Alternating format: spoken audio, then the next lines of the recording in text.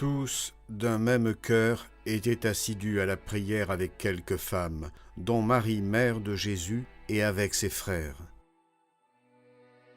L'antienne mariale a été composée par Monseigneur Fulberto de Chartres, environ 951-1029, et proposée dans son 9e sermon sur l'Annonciation.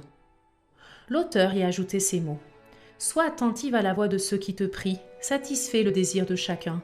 Que ton intercession assidue pour le peuple de Dieu soit ta tâche, toi qui as mérité, ô bienheureuse, d'apporter la rédemption du monde, celui qui vit et règne pour toujours et à jamais.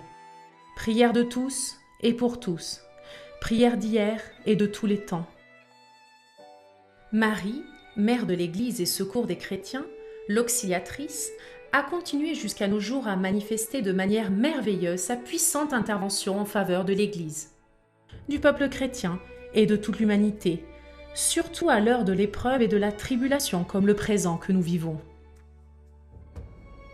Depuis le sanctuaire de Turin, la dévotion à l'auxiliatrice s'est répandue aux 4 coins du monde avec de précieux fruits spirituels, joie, gratitude, ferveur, fréquence des sacrements, adhésion au pape et à l'Église, œuvre apostolique et éducative.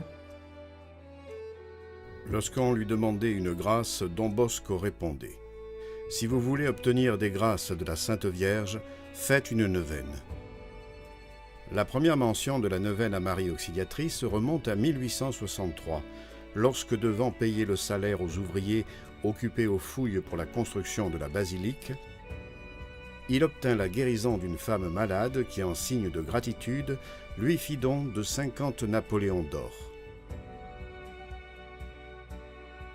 Selon le saint, cette neuvaine aurait dû se faire, si possible, à l'Église avec une foi vivante, comme un acte d'hommage fervent à la très sainte Eucharistie.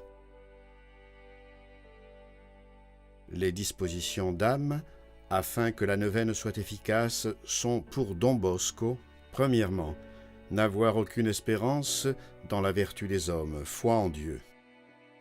Deuxièmement, que la question soit totalement soutenue par Jésus dans le Saint-Sacrement, source de grâce, de bonté et de bénédiction.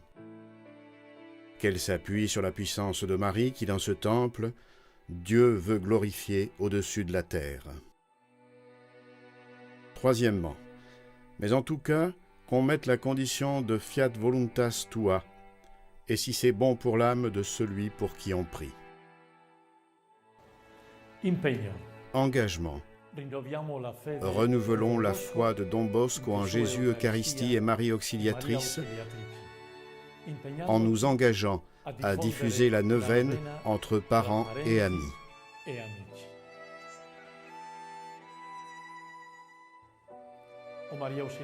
Ô Marie Auxiliatrice, comme notre Père Don Bosco l'a fait avec les garçons de l'oratoire de Valdocco à l'occasion du choléra, nous aussi, dans un monde touché par l'épidémie de coronavirus, nous voulons, en tant que famille salésienne, exprimer notre confiance filiale à ton cœur de mère.